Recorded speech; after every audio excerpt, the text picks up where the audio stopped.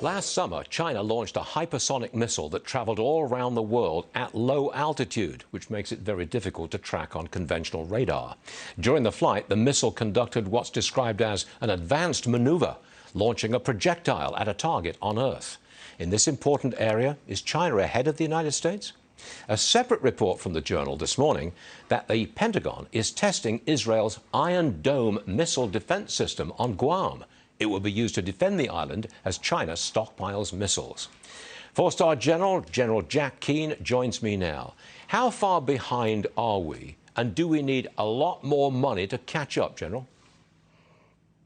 Well, a couple of things. We are definitely behind. China has a qualitative advantage here dealing with hypersonic missiles, and something, the United States has always enjoyed having, and that is a qualitative advantage over our adversaries.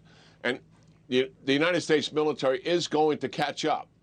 In 24, it looks like the Army will have a hypersonic missile. In 25, the Navy will for their surface ships, and in 27 for submarines. But we still have problems, Stuart, because we don't have the capability to defend against this system.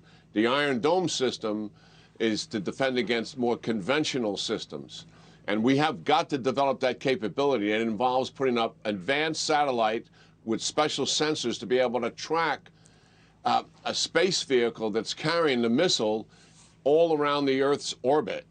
And that is something we don't have the capacity to do today. And then the second thing that we need is an interceptor. We've got to be able to shoot this down, moving at that kind of speed with that degree of maneuverability. So we're in catch-up here for sure, Stuart. And this is after we have said many times here on your show that conventionally, China outnumbers us in airplanes, in ships, and in missiles in the Indo-Pacific region, and we've got the move capability in there now to make up for that shortfall. And yes, we don't have enough money in the budget. What's going to happen with this Biden budget, it's not even going to cover inflation.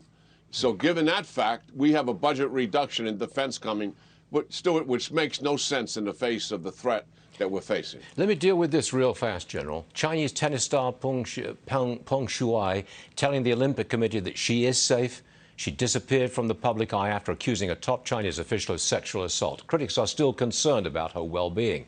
All this is happening as some groups call to boycott the Beijing Olympics.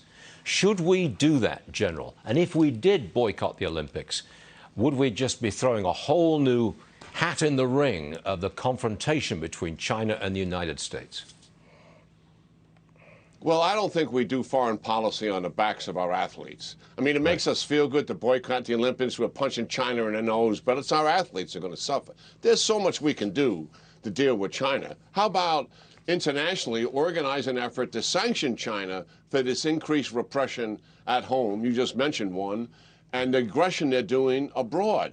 And that would actually hurt them. Let's get the capability into the region militarily to deter them from their aggression abroad. These are things that will get their attention. The Olympics without us will go on. They will get a propaganda game out of that. And what are we going to get out of it? Our athletes have been working for 4 years, are going to be denied the opportunity to show their skill sets.